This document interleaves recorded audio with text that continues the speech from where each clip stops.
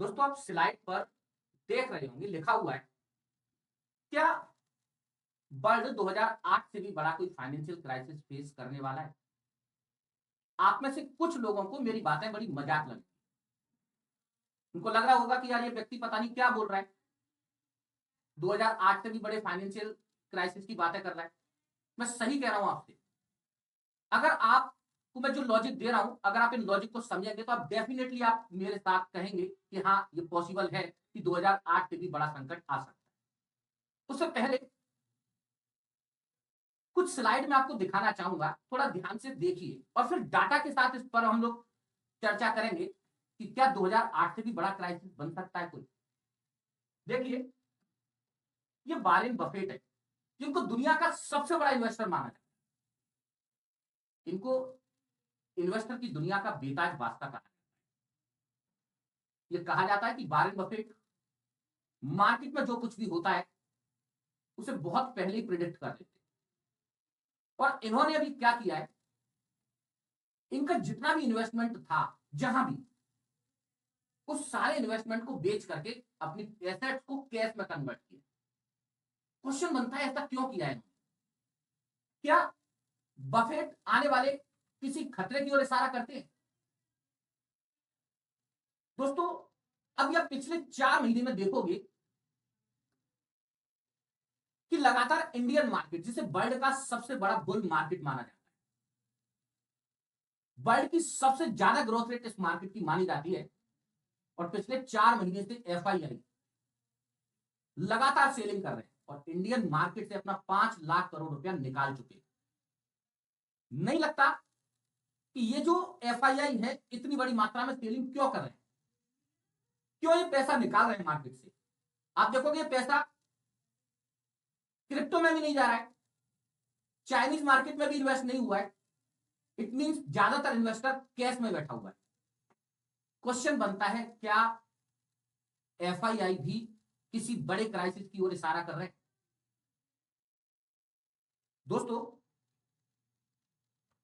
इस मामले को समझने से पहले मैं चाहूंगा कि आप 2007 और 8 में जो फाइनेंशियल क्राइसिस आई थी, जिसे हम लोग बोलते हैं सब प्राइम लैंडिंग क्राइसिस, इस पर एक बार सब लोग ध्यान से समझें कि यह क्राइसिस क्यों आई। क्योंकि ऐसा ही एक बड़ा बबल ग्लोबल मार्केट में भी बनते हुए दिख रहा है, और अगर ये बबल फूटता है तो डेफिनेटली ग्लोबल मार्केट में एक बड़ा क्राइसिस आ सकता है, जिस पर हम लोग इस वीडियो में चर्चा करने वाले हैं। सबसे पहले समझते हैं कि 2007 में सब प्राइम लैंडिंग क्राइसिस क्यों आई, क्यों ग्लोबल मार्केट में इतना बड़ा रिसेशन हुआ। दोस्तों, ये इतना बड़ा रिसेशन था कि आपका जो सेंसेक्स है, आपका जो निफ्टी है, 60% 70% तक क्राइसिस कर गई। ये संकट क्यों उत्पन्न हुआ उसको थोड़ा सा ध्यान से समझते हैं। देखिए, ये यूएस की प्रॉपर्टी मार्केट का डेटा है। इसी डाटा के साथ मैं कनेक्ट करूंगा आपकी क्रिप्टो को। थोड़ा ध्यान से इस वीडियो को देखिए और लास्ट तक देखना। आप देख पाओगे कि बहुत बड़ी क्राइसिस यहां बन सकती है। देखिए, ये यूएस की प्रॉपर्टी मार्केट का डेटा है। हुआ ये कि 2000 के बाद यूएस ने अपने यहां इंटरेस्ट रेट कम करके 1% तक कर दिया, और उसका परिणाम यह हुआ कि लोगों ने अच्छी खासी मात्रा में लोन उठाया बैंक से, और बैंक ने भी, जिसकी लोन चुकाने की कैपेसिटी है, जिसकी लोन चुकाने की कैपेसिटी नहीं है, सबको लोन दिया। अब हुआ ये कि लोगों ने बैंक से लोन ले लेकर के यूएस के प्रॉपर्टी मार्केट में इन्वेस्टमेंट किया। अब यूएस के प्रॉपर्टी मार्केट में जब इन्वेस्टमेंट होगा तो डेफिनेटली बात है, यूएस की जो प्रॉपर्टी है वो तो रेस करेगी। और देखते ही देखते 2004 से लेकर 2007 के बीच में, आप इस डाटा को देखिए, 2004 से 2007 के बीच में यूएस का जो प्रॉपर्टी मार्केट का रिटर्न था,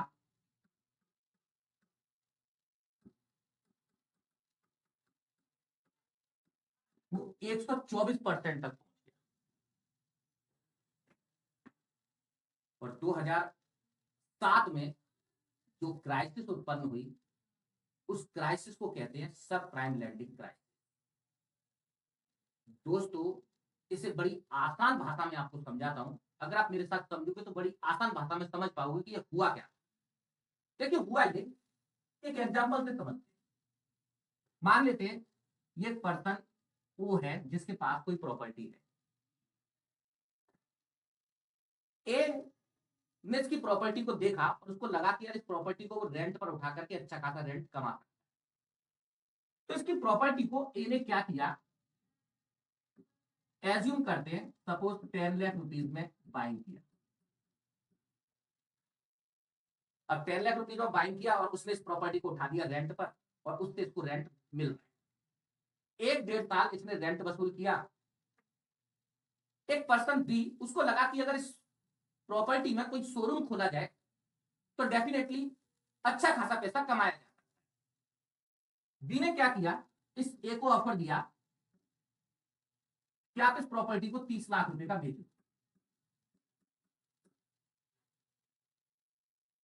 क्योंकि इंटरेस्ट रेट कम थे तो बी ने इसको 30 लाख रुपए का ऑफर दिया, क्योंकि उसको पता था कि बैंक से लोन मिल जाएगा।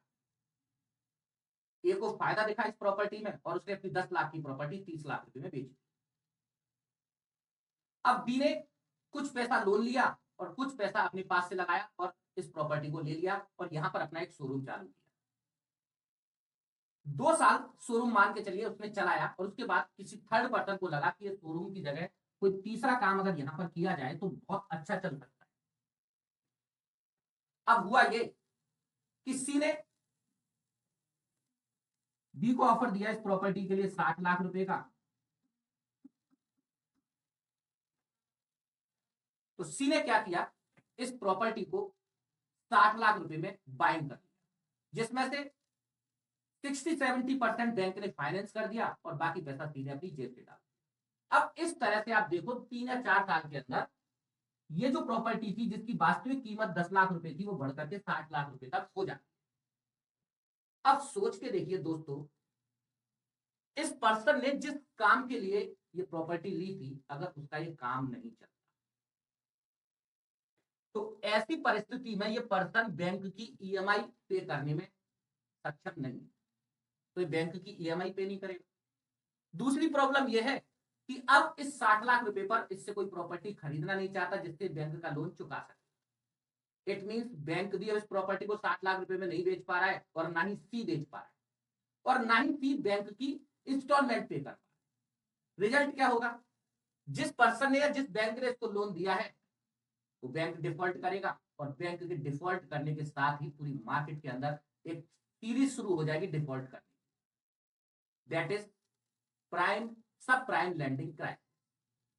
इस तरह से प्रॉपर्टी मार्केट जब बहुत ज्यादा ऊपर पहुंच गया और इकोनॉमी की ग्रोथ जैसे ही डाउन हुई, जिन लोगों ने लोन लेकर के प्रॉपर्टी ली थी उनके लिए उस लोन को चुकाना मुश्किल हो गया और साथ ही साथ इस प्रॉपर्टी को इस प्राइस पर कोई खरीदने को भी तैयार नहीं है। परिणाम यह होगा कि बैंक भी फंस गया और जिसने इस प्रॉपर्टी को खरीदा है वो भी फंस गया, जिसके बाद होगा ये कि एक के बाद एक पूरा का पूरा पहले बैंक और बैंक के बाद लगातार डिफॉल्ट सिस्टम शुरू हो जाए। ऐसा ही हुआ लीमन ब्रदर्स के साथ, वर्ल्ड की सबसे बड़ी एनबीएफसी थी जो सब प्राइम लैंडिंग के लिए रेस्पॉन्सिबल थी। मुझे लगता है दोस्तों आपको सब प्राइम लैंडिंग समझ में आया हो। आपको यहां एक कंसेप्ट जरूर सीखना चाहिए कि हमें अगर किसी जगह इन्वेस्टमेंट करना है तो उस जगह की रिटर्न को हमें जरूर फोकस करना है। यहाँ 10 लाख रुपए में आप रेंट पर उठा करके आप इस प्रॉपर्टी से अच्छा रिटर्न बना सकते हो। डेफिनेटली इस प्रॉपर्टी की एक्चुअल वैल्यूएशन 10 लाख रुपए, लेकिन जब आप इसी 10 लाख रुपए की प्रॉपर्टी को 60 लाख में खरीदते हो तो ये आपको उतना रिटर्न नहीं देती। परिणाम यह होगा कि ना तो आपको कोई आगे सेलर बायर मिलेगा और ना ही आप बैंक का लोन चुका पाएंगे और डेफिनेटली आप भी डिफॉल्ट करेंगे और बैंक भी डिफॉल्ट करेगा। और इसी क्राइसिस को बोला जाता है सब प्राइम लैंडिंग क्राइसिस।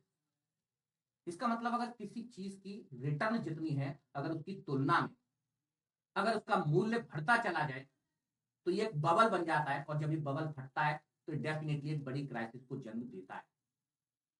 अब दोस्तों 2007 से लेकर 2014 तक गोल्ड की रिटर्न भी देखते हैं कि गोल्ड की रिटर्न क्या। दोस्तों ये गोल्ड का डेटा है, आप इसे किसी भी डेटा के साथ चेक कर सकते हैं। आपको एक बात समझ आई, जिस समय 2008 की क्राइसिस थी, उस समय गोल्ड ने बहुत तेजी के साथ रिटर्न की।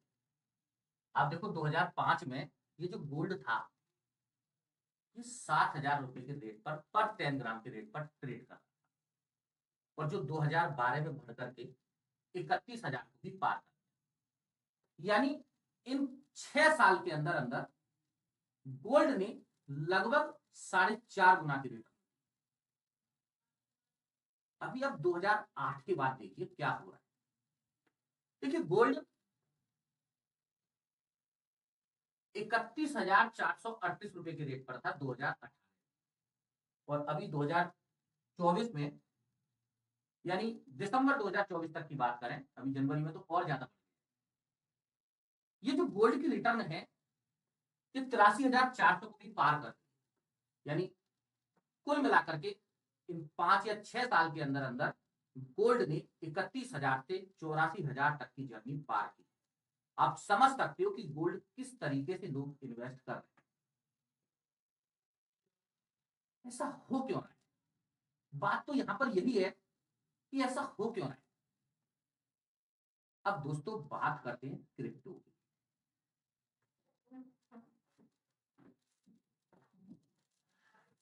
ये चार्ट है बिटकॉइन का। एक बिटकॉइन लगभग $200 के आसपास था, और 2024 तक ये बिटकॉइन $1,00,000 को भी पार कर गया। यानी मैं ये कह सकता हूं कि पिछले 12 साल के अंदर इस बिटकॉइन ने 500% की रिटर्न इन्वेस्टर को दी है। सॉरी, 500% नहीं, 500 टाइम्स। लेकिन दोस्तों यहां पर एक बात समझने की है कि बिटकॉइन के बदले में कोई रिजर्व नहीं रखा गया। बिटकॉइन के बदले में कोई रिजर्व नहीं रखा गया। जैसे मान लीजिए मैंने आपसे 10 लाख रुपए में मकान खरीदा, तो मैंने इन्वेस्टमेंट किया मकान में, तो अगर बाई चांस कोई क्राइसिस आती है तो मैं मकान को बेच करके अपना पैसा वसूल कर सकता हूं। लेकिन बिटकॉइन के साथ ऐसा कुछ भी नहीं। वर्चुअल करेंसी है, ना छू सकते हो ना देख सकते हो, और इसके बदले में कोई रिजर्व करेंसी या कोई रिजर्व एसेट भी नहीं। इसका मतलब अगर बिटकॉइन में कहीं कोई क्राइसिस आती है तो ये क्राइसिस बिल्कुल सब प्राइम लैंडिंग की तरह, क्योंकि तो वर्ल्ड में बहुत सारा पैसा इस बिटकॉइन के अंदर इन्वेस्ट है, लेकिन इसकी कोई फाइनेंशियल एक्टिविटी नहीं, सिर्फ टोटली स्पेकुलेशन है। और आज बिटकॉइन का मार्केट कई सारे इकोनॉमी के टोटल जीडीपी से भी बड़ा हो गया है। टोटली स्पेकुलेशन, क्योंकि इसका कोई भी रिजर्व एसेट्स नहीं है। आज आप देखो हमारा रुपया है, अगर आरबीआई ने 500 रुपए का नोट जारी किया है तो उसके बदले में 500 रुपए की रिजर्व एसेट आरबीआई के पास है। इट मीन मैं 500 रुपए की वैल्यू अगर आरबीआई से मांगना चाहूं तो आरबीआई मुझे पे कर सकता है, लेकिन इस बिटकॉइन की कोई रिजर्व वैल्यू नहीं है। अगर सोच के देखिए, क्योंकि ये बहुत ज्यादा बढ़ चुका है, इतना ज्यादा वैल्यू पहुंच चुकी है, और अगर ये क्रैश करता है तो इसकी वैल्यू जीरो भी हो सकती है। और सोच के देखिए दोस्तों, अगर बिटकॉइन की वैल्यू अगर जीरो होती है या ये मार्केट क्रैश करता है तो पूरे वर्ल्ड में कितना बड़ा फाइनेंशियल क्राइसिस आ सकता है, इस बात को आप समझ सकते हैं। 124% प्रॉपर्टी की कीमत बढ़ी थी, और उसी की वजह से इतना बड़ा क्राइसिस आ गया। अगर मैं बिटकॉइन की बात करता हूं तो 500 टाइम्स का रिटर्न दे चुका है, जबकि इसका कोई रिजर्व एसेट्स नहीं है। हमारे 500 रुपए का जो नोट है उसकी वैल्यू है, क्योंकि उसके 500 रुपए की वैल्यू के बराबर आरबीआई ने उसकी एसेट रिजर्व रखी हुई है, लेकिन इस बिटकॉइन की कोई भी रिजर्व एसेट नहीं है। का मतलब अगर क्राइसिस आती है तो इस बिटकॉइन की जो वैल्यू है वो जीरो हो सकती है। कोई बड़ी बात नहीं है कि अगर बिटकॉइन का मार्केट क्रैश कर जाए तो पूरे वर्ल्ड के अंदर किस लेवल पर प्रॉब्लम आ सकती है आप इस बात को समझ सकते हैं। और ये प्रॉब्लम सब प्राइम लैंडिंग से भी बहुत बड़ी होगी। दोस्तों, हमेशा अगर आप इन्वेस्टमेंट करते हैं तो ये जरूर देखें कि वहां फाइनेंशियल एक्टिविटी क्या है। टोटली अगर आप स्पेकुलेशन में इन्वेस्टमेंट करते हैं तो वैल्यू आपकी इन्वेस्टमेंट भी जीरो हो सकती है और ये पूरा का पूरा मार्केट भी क्रैश कर सकता है। उम्मीद करता हूं आपको ये बात समझ में आई होगी। बिटकॉइन एक बड़ा मुद्दा हो सकता है 2025 के लिए। अगर ये क्रैश करता है तो कोई बड़ी बात नहीं है, क्रैश कर भी सकता है। चलिए दोस्तों, इसी तरीके की एनालिसिस नेक्स्ट वीडियो में किसी नए मुद्दे पर करते हैं। धन्यवाद।